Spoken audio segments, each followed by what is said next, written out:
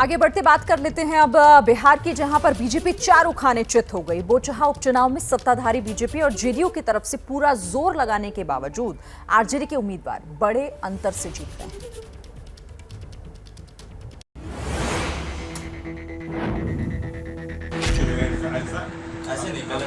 जीत की बधाई अभी से ही ना खिलाओ ना यार। ये बिहार के बोचहा विधानसभा सीट पर हुए उपचुनाव की सबसे दिलचस्प तस्वीर है।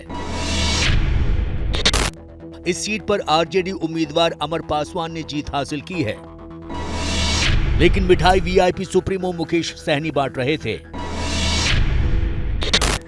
वो भी तब जब वीआईपी की उम्मीदवार गीता देवी तीसरे नंबर पर रही। दरअसल मुकेश सहनी को अपनी हार से ज्यादा बीजेपी की शिकस्त से खुशी मिल रही है। ऐसा इसलिए क्योंकि बीजेपी ने वीआईपी के सभी विधायकों को तोड़कर पार्टी के अस्तित्व को ही खत्म करने की कोशिश की। मल्ला का बेटा है और कभी भी डूबते नहीं है, और जो हमारे साथ नहीं रहेगा वो डूबेगा, तो ये स्पष्ट हो चुका है। और हमने खास करके अमर पासवान जीते हैं, उनको जीत की बधाई देता हूं।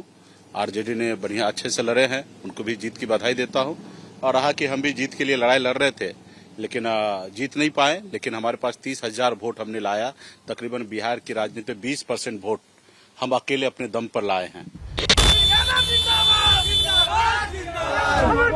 बोचहा में जीत से आरजेडी ने फिर से बिहार में अपनी धमक का एहसास करा दिया है। बिहार में पहली बार सवर्ण वोटर भूमिहारों ने खुलकर आरजेडी का साथ दिया है। एनडीए से बाहर होकर मुकेश सहनी ने बीजेपी का खेल खराब कर दिया। बोचहा में कांग्रेस को नोटा से भी कम वोट मिले। बोचहा में आरजेडी को जितने वोट मिले, बीजेपी और वीआईपी को मिलाकर भी उतने वोट नहीं मिले। यही है कि जनता के बीच में जाके जनता का समाधान, जो उनका जो परेशानियां हैं, उनके द्वारा ही पूछ के सामूहिक रूप से समाधान करने का रहा है। देखिए, अगर उन दोनों का वोटिंग परसेंटेज भी देखिए, तब भी हम लोग आगे चल रहे हैं।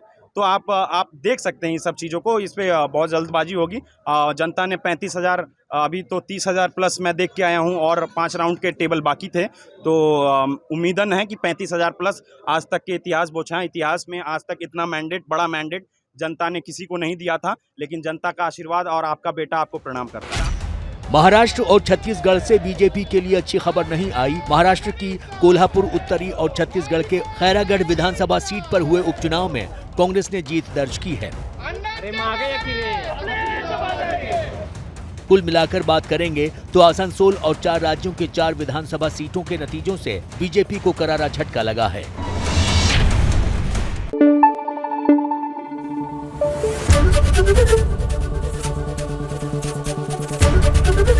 एबीपी न्यूज आपको रखे आगे।